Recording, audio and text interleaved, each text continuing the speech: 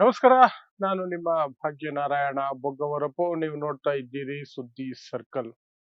ನಿನ್ನೆ ನಡೆದಂತಹ ಘಟನೆ ಒಂದು ಬೆಂಗಳೂರಲ್ಲಿ ಒಬ್ಬ ವ್ಯಕ್ತಿಯ ಜೀವ ಹೋಯ್ತು ಅನ್ನೋದಕ್ಕೆ ಮಾತ್ರ ಸೀಮಿತ ಆಗೋದಿಲ್ಲ. ಸತ್ತದ್ದು ಆ ವ್ಯಕ್ತಿ ಮಾತ್ರ ಅಲ್ಲ, ಆದರೆ ಬೆಂಗಳೂರಿಗರ ಆತ್ಮ ಅಂತಲೇ ಹೇಳಬೇಕು, ಬೆಂಗಳೂರಿನ ಜನರ ಆತ್ಮ ಅಂತಲೇ ಹೇಳಬೇಕು.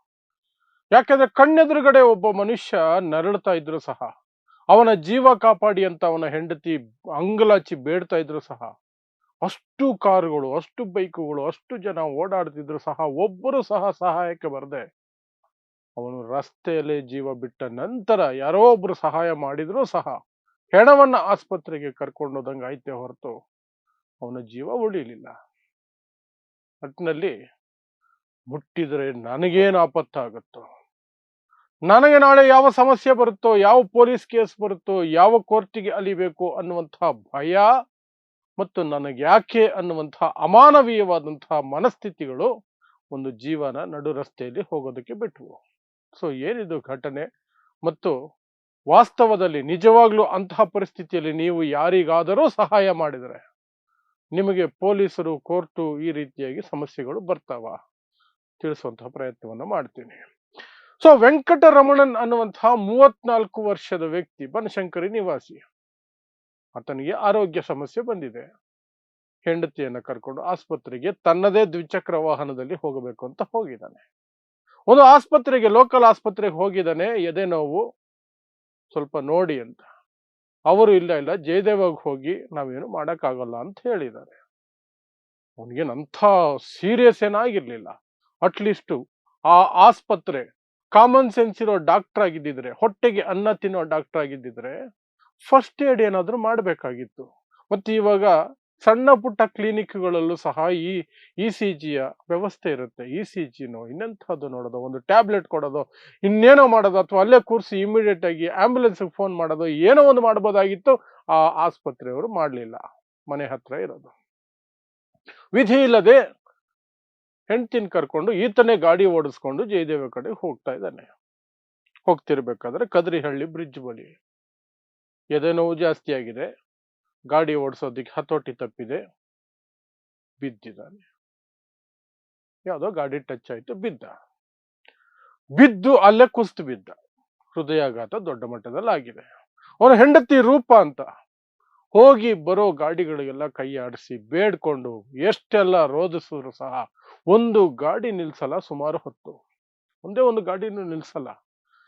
ಕೆಲವರು ನಿಲ್ಸಿದ್ರು ಸಹ ಜಸ್ಟ್ ಬ್ರೇಕ್ ಹಾಕಿ ನೋಡ್ಬಿಟ್ಟು ನನಗೆ ಯಾಕೆ ಬೇಕು ಇದು ಅನ್ನುವ ರೀತಿಯಲ್ಲಿ ಅಲ್ಲಿಂದ ಎಸ್ಕೇಪ್ ಆಗಿ ಹೋಗ್ತಾನೆ ಇದ್ರು. ಇದು ಸೀರಿಯಸ್ ಆಗಿ ನಡೀತಾನೆ ಇತ್ತು. 10 ವಾಹನಗಳು.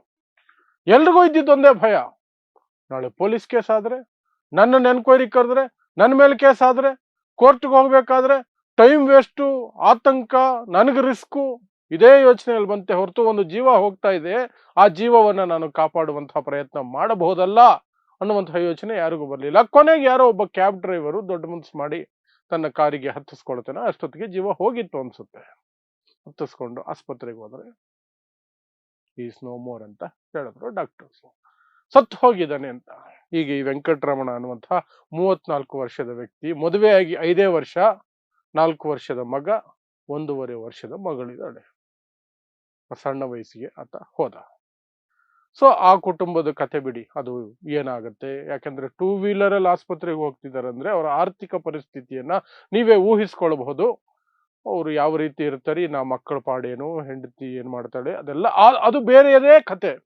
ಆದ್ರೆ ಇಲ್ಲಿ ನಾವು ನೋಡಬೇಕಾಗಿರುವಂತಹದ್ದು, ಬೆಂಗಳೂರಿನಂತ ನಗರದಲ್ಲಿ ನೂರಾರು ವಾಹನಗಳು ಹೋಗುವಂತಹ ರಸ್ತೆಯಲ್ಲಿ ಈ ತರ ನಡೆದಾಗ್ಲೇ ಯಾರೂ ಬರ್ಲಿಲ್ಲ ಅನ್ನೋದಾದ್ರೆ, ಅದು ನಮ್ಮನ್ನ ನಾವು ಒಬ್ಬ ವೆಂಕಟರಮಣನ್ ಅನ್ನುವಂತಹ ವ್ಯಕ್ತಿ ಸತ್ತು ಹೋದ ಅಂತ ಅನ್ಕೊಳ್ಳೋದಕ್ಕಿಂತ ಬೆಂಗಳೂರು ಜನರ ಆತ್ಮ ಸತ್ತು ಹೋಗಿದೆ ಅಂತಲೇ ಅನ್ಕೋಬೇಕು.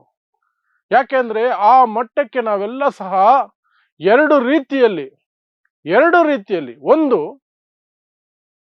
ಪೊಲೀಸರ ಭಯ, ಕೋರ್ಟಿನ ಭಯ, ಆ ಭಯ ಇನ್ನೊಂದು ಕಡೆ ಆದ್ರೆ, ಇನ್ನೊಂದು ಕಡೆ ಸ್ವಾರ್ಥ, ಅಥವಾ ನಮಗೆ ಯಾಕೆ ಬೇಕು, ನಮ್ಮ ಮನೆಯದಲ್ವಲ್ಲ, ನಮ್ಮ ಮನೆ ಸಮಸ್ಯೆ ಅಲ್ವಲ್ಲ, ನಮ್ಮವರಲ್ವಲ್ಲ, ಆ ರೀತಿಯಾದಂತಹ ಮನಸ್ಥಿತಿ. ಅದನ್ನ ಎಷ್ಟು ಕೆಟ್ಟ ಕೊಳಕ ಮನಸ್ಥಿತಿ ಅಂತಿರೋ ಅನ್ನಬಹುದು. ಯಾಕಂದ್ರೆ ನಮಗೆ ಶತಮಾನಗಳಿಂದ ಅದನ್ನೇ ಹೇಳ್ಕೊಂಡು ಬಂದಿರೋದು. ಇನ್ನೊಬ್ಬರನ್ನ ಕೀಳಾಗಿ ನೋಡು, ಇನ್ನೊಬ್ಬರನ್ನ ನೀಚವಾಗಿ ನೋಡು, ಇನ್ನೊಬ್ಬರನ್ನ ಅದು ಮಾಡಕ್ ಬಿಡಬೇಡ, ಇದು ಮಾಡಕ್ ಬಿಡಬೇಡ, ಇದನ್ನ ಹೇಳ್ಕೊಟ್ರೆ ಹೊರತು ಸಹ ಮನುಷ್ಯನಿಗೆ ಎಲ್ಲ ರೀತಿಯಿಂದಲೂ ಸಹ ನಾವು ಸಹಕರಿಸ್ಬೇಕು, ಒಟ್ಟಿಗೆ ಬಾಳ್ಬೇಕು, ಎಲ್ಲ ಹಂಚ್ಕೊಂಡು ತಿನ್ಬೇಕು, ಎಲ್ಲರೂ ಸಮಾನರು, ಈ ರೀತಿಯಾಗಿ ಹೇಳ್ಕೊಟ್ಟೇ ಇಲ್ಲ. ಈ ದೇಶದ ಸಂವಿಧಾನದ ಬರೋವರೆಗೂ ಅಧಿಕೃತವಾಗಿಯೂ ಸಹ ಆ ರೀತಿ ಇರಲಿಲ್ಲ. ಪರ್ಸನಲ್ ಆಗಿರೋದು ಬಿಡಿ, ಅಧಿಕೃತವಾಗಿ ಸಹ ಈ ದೇಶದ ಸಂವಿಧಾನ ಬರೋವರೆಗೂ ಆ ರೀತಿ ಇಲ್ಲವೇ ಇಲ್ಲ. ಅದೊಂದು ರೀತಿ ರೂಢಿಗತವಾಗಿರುವಂತಹ ಜನ ನಮ್ಮಲ್ಲಿರುವಂತಹದ್ದು. ಒಬ್ಬ ಮನುಷ್ಯ ಇನ್ನೊಬ್ಬ ಮನುಷ್ಯನಿಗೆ ವ್ಯತ್ಯಾಸ ಇದೆ. ಆ ಕಾರಣಕ್ಕೆ ಅವನೇ ಬೇರೆ, ನಾನೇ ಬೇರೆ. ಒಂದು ಅವನು ಕೀಳು ಅಥವಾ ಅವನ ಮೇಲು, ಅಥವಾ ನಾನು ಕೀಳು ನಾನು ಮೇಲು. ಇದನ್ನ ಈ ಹಿನ್ನೆಲೆಯಿಂದ ಬಂದಿರುವಂತಹದಕ್ಕೆ ಈಗ ಕಾನೂನಿನ ಭಯ ಬೇರೆ ಸೇರ್ಕೊಂಡಿದೆ. ಹಾಗಾಗಿ ಎರಡೂ ಮಿಕ್ಸ್ ಆಗಿ ಒಂದು ಜೀವನ ನಡು ರಸ್ತೆಯಲ್ಲಿ ನರಳಿ ಸಾಯೋದಕ್ಕೆ ಬಿಟ್ರು. ಇನ್ನು ಬೇರೆ ವಿಚಾರಕ್ಕೆ, ಕಾನೂನಾತ್ಮಕವಾಗಿ ವಿಚಾರಕ್ಕೆ ಬಂದಾಗ, ನೀವು ಒಂದು ಬಾರಿ ಎಲ್ಲಾದ್ರೂ ಹೋಗ್ತಿರ್ತೀರಿ, ನೀವು ಅಂತಹ ಸನ್ನಿವೇಶದಲ್ಲಿ ಯಾರನ್ನಾದ್ರೂ ನೋಡಿದಾಗ ಅದು ಬರೀ ಹೃದಯಾಘಾತ ಆಗಿರೋದಲ್ಲ, ಅಪಘಾತ ಆಗಿರೋದಲ್ಲ, ಯಾರೋ ಚೂರಿನೇ ಹಾಕ್ಬಿಟ್ಟು ಹೋಗಿದ್ರು ಅಂತ ಇಟ್ಕೊಳ್ಳಿ, ಯಾರೋ ಒಬ್ಬರನ್ನ ಕೊಲೆ ಮಾಡಕ್ ಪ್ರಯತ್ನ ಪಟ್ಟಿದ್ದಾರೆ, ಅರ್ಧಂಬರ್ಧ ಕೊಲೆ ಆಗಿದೆ, ಆತ ನರಳ್ತಾ ಇದ್ದಾನೆ, ನೀವು ಆ ರಸ್ತೆಯಲ್ಲಿ ಹೋಗ್ತಿದ್ದೀರಿ, ಅವನು ಕುಟುಂಬಸ್ಥರು ಇನ್ಯಾರು ಬೇಡ್ಕೊಳ್ತಾರೆ ಆಸ್ಪತ್ರೆಗೆ ಸೇರಿಸಿ ಅಂತ, ಅವನೇ ಬೇಡ್ಕೋಬಹುದು, ಅವನೊಬ್ನೇ ಇದ್ದು. ಆಗ ನೀವು ಅವನನ್ನ ಆಸ್ಪತ್ರೆಗೆ ಸೇರಿಸಿದ್ರೆ ಕಾನೂನಾತ್ಮಕವಾಗಿ ನಿಮಗೆ ಸಮಸ್ಯೆ ಬರುತ್ತಾ? ಕಾನೂನಾತ್ಮಕವಾಗಿ, ಲೀಗಲಿ ಯಾವ ಸಮಸ್ಯೆನೂ ಬರೋದಿಲ್ಲ. ಯಾಕಂದ್ರೆ ಎಲ್ಲವೂ ಸಹ ವಿವರಿಸೋದು ಪ್ರಜ್ಞೆಯಲ್ಲಿ ಆತ ಇರಬಹುದು, ಅಥವಾ ಆತ ಆಸ್ಪತ್ರೆಗೆ ಹೋಗುವ ಮಧ್ಯದಲ್ಲಿ ಸತ್ತೋದ, ನೀವು ಎತ್ಕೊಂಡೋದ್ರಿ ಅಂತ ಇಟ್ಕೊಳ್ಳಿ. ಅದಕ್ಕೆ ಆದಂತಹ ತನಿಖೆಗಳಿರ್ತವೆ. ಮತ್ತು ಈ ಕಾಲದಲ್ಲಿ ಇಂಚಿಂಚಿಗೂ ಸಹ CCTVಗಳು ಇದ್ದಾವೆ. ಎಂಥದೆಂಥದ್ದು ಟೆಕ್ನಾಲಜಿ ಇದೆ, ಮೊಬೈಲ್ ಟ್ರೇಸಿಂಗ್ ಇದೆ, ಏನೇನೋ ಇದೆ. ಪೊಲೀಸರು ನಿಮ್ಮ ಮೇಲೆ ಗ್ರಡ್ಜ್ ಇಟ್ಕೊಂಡು, ವೈಯಕ್ತಿಕ ದ್ವೇಷ ಇಟ್ಕೊಂಡು ಬೇಕಂತಲೇ ಮಾಡಿದ್ರೆ ಹೊರತು ಬೇರೆ ರೀತಿಯಲ್ಲಿ ನಿಮ್ಮನ್ನ ಸಿಲುಕಿಸುವಂತಹ ಸನ್ನಿವೇಶಗಳು ಬಹಳ ಬಹಳ ವಿರಳ. ಹಾಗಾಗಿ ಧೈರ್ಯವಾಗಿ ನೀವು ಯಾರಿಗಾದ್ರೂ ಒಬ್ರಿಗೆ ಸಹಾಯ ಮಾಡಬಹುದು. ಅಷ್ಟು ಅನುಮಾನ ಇದೆಯಾ, ನಿಮ್ಮ ಜೇಬಲ್ಲಿರುವಂತಹ ಮೊಬೈಲ್ ಅನ್ನು ತೆಗೆದು ಮೇಲ್ ಜೇಬುಗಳಲ್ಲಿ ಇಟ್ಕೊಳ್ಳಿ, ಕ್ಯಾಮ್ರಾ ಆನ್ ಮಾಡಿ, ವಿಡಿಯೋ ಮಾಡ್ತಾನೆ ಎಲ್ಲವನ್ನೂ ಮಾಡಿ. ಏನು ಈ ಕಾಲದಲ್ಲಿ ಮೊಬೈಲಲ್ಲಿ ಮೆಮೊರಿಗಳು ದೊಡ್ಡ ಮಟ್ಟದಲ್ಲಿ ಇರ್ತವೆ. ಒಂದು ಅರ್ಧ ಗಂಟೆ ವಿಡಿಯೋ ಓಡಿದ್ರೆ ಏನೂ ಆಗೋದಿಲ್ಲ, ಮೆಮೊರಿ ಔಟ್ ಆಫ್ ಆಗೋದು ಇದು ಆಗಲ್ಲ, ನಿಮ್ಮ ಮೊಬೈಲ್ಗೂ ಏನೂ ಸಮಸ್ಯೆ ಆಗೋದಿಲ್ಲ. ಆನ್ ಮಾಡ್ಕೊಳ್ಳಿ, ಅವನ ಹತ್ರ ಹೋಗೋವಾಗ್ಲೇ ಆನ್ ಮಾಡ್ಕೊಳ್ಳಿ, ಅವನನ್ನ ವಿಚಾರಿಸಿದ್ದು, ಎತ್ತಿದ್ದು, ಹಾಕಿದ್ದು ಎಲ್ಲ ರೆಕಾರ್ಡ್ ಆಗಿರುತ್ತೆ. ಯು ಆರ್ ಸೇಫ್, ಒಂದು ಜೀವ ಉಳಿಸ್ತೀರಿ. ಹಾಗಲ್ವಾ? ಖಂಡಿತ ಆಗತ್ತೆ. ಬಟ್ ನನಗೆ ಯಾಕೆಂದ್ರೆ ಚಿಕ್ಕ ವಯಸ್ಸಿಂದ ಹಂಗೆ ತಾನೇ ಬೆಳೆಸ್ಕೊಂಡು ಬಂದಿರೋದು.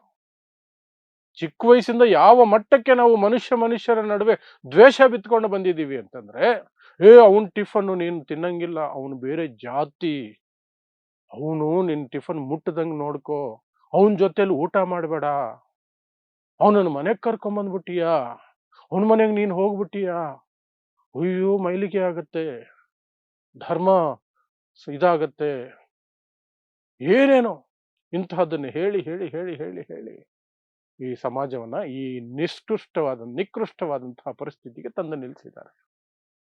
ಈ ನಿಕೃಷ್ಟ ಪರಿಸ್ಥಿತಿಗಳಿಗೆ ಈ ಎಲ್ಲವೂ ಸಹ ಕಾರಣ ಆಗತ್ತೆ.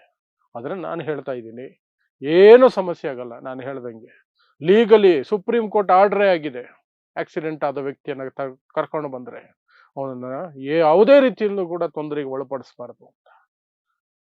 ಇನ್ನೊಂದು ನಾನು ಹೇಳ್ತಾ ಇದ್ದೀನಲ್ಲ, ನಿಮ್ಮ ಮೊಬೈಲ್ ಅನ್ನ ಕ್ಯಾಮ್ರಾ ಆನ್ ಮಾಡ್ಕೊಂಡು ಮಾಡಿ, ಎಲ್ಲ ಸಾಕ್ಷಿಗಳು ಇರುತ್ತವೆ, ಉದ್ದಕ್ಕೂ CCTVಗಳು ಇರುತ್ತವೆ. ಅದು ಬೆಂಗಳೂರಿನಲ್ಲಿ 100% ಇರುತ್ತೆ, 100% ಇರುತ್ತೆ. ಆದ್ರೆ ಮನಸ್ಸು ಮಾಡಲಿಲ್ಲ, ಒಂದು ಜೀವ ಹೋಯ್ತು. ಆ ಜೀವ ಹೋದ ನಂತರ ಹೆಂಡತಿ ನಡ್ಕೊಂಡ ರೀತಿಗೆ ನಾನು ಮೆಚ್ಚುಗೆ ವ್ಯಕ್ತಪಡಿಸ್ತೀನಿ. ಆತನ ಎಲ್ಲ ಅಂಗಗಳನ್ನು ದಾನ ಮಾಡೋದಕ್ಕೆ ಸಿದ್ಧ ಇದ್ಲು. ಬಟ್ ಜೀವ ಹೋಗಿ ಬಹಳಷ್ಟು ಕಾಲ ಆಗಿದ್ದರಿಂದ, ಸಮಯ ಆಗಿದ್ದರಿಂದ ಬೇರೆ ಅಂಗಗಳು ಯಾವುದು ಉಪಯೋಗಕ್ಕೆ ಬರಲ್ಲ ಅಂದ್ರು, ಕೇವಲ ಕಣ್ಣುಗಳನ್ನು ಮಾತ್ರ ದಾನ ಮಾಡಿದ್ದಾರೆ. ಮತ್ತೆ ಇನ್ನು ಆ ಕುಟುಂಬದ ಬಗ್ಗೆ ಹೆಚ್ಚಿಗೆ ಯೋಚನೆ ಮಾಡಿದಷ್ಟು ನಾವು ಲೊಚ್ಚಗೊಟ್ಟಬಹುದೇ ಹೊರತು ಹೆಚ್ಚಿಗೆ ಏನು ಮಾಡೋಕ್ಕಾಗೋದಿಲ್ಲ. ಅವ್ರ ಜೀವನ ಅವ್ರು ಕಂಡ್ಕೋಬೇಕು, ಅವ್ರ ಬದುಕವ್ರು ಕಟ್ಕೋಬೇಕು ಅಷ್ಟೇ. ಸೊ ಇದಿಷ್ಟು ನಿನ್ನೆ ಬೆಂಗಳೂರಿನಲ್ಲಿ ವೆಂಕಟರಮಣನ್ ಅನ್ನುವಂತಹ 34 ವರ್ಷದ ವ್ಯಕ್ತಿ ನಡು ರಸ್ತೆಯಲ್ಲಿ ಹೃದಯಾಘಾತ ಆಗಿ ನರಳುತ್ತಾ ಇದ್ರು ಸಹ ಯಾರೂ ಗಮನ ಕೊಡದೆ ನೂರಾರು ವಾಹನಗಳು ಆತನ ಹೆಂಡತಿ ಬೇಡ್ಕೊಳ್ತಿದ್ರು ನಿಲ್ಲಿಸದೆ ಹೋದಂತಹ ಘಟನೆ, ಯಾರೋ ಒಬ್ಬ ಕೊನೆಯಲ್ಲಿ ಸಹಾಯ ಮಾಡಿದ ಸಹ ಇಟ್ ವಾಸ್ ಟೂ ಲೇಟ್ ಅನ್ನುವ ಘಟನೆಯ ವಿವರಗಳು. ಸೊ ಇಂತಹದ್ದೇ ವಿಶೇಷ ಸುದ್ದಿಗಳಿಗಾಗಿ ನೋಡ್ತಾ ಇರಿ ಸುದ್ದಿ ಸರ್ಕಲ್. ನಾನು ನಿಮ್ಮ ಭಾಗ್ಯನಾರಾಯಣ ಬೊಗವರಪು.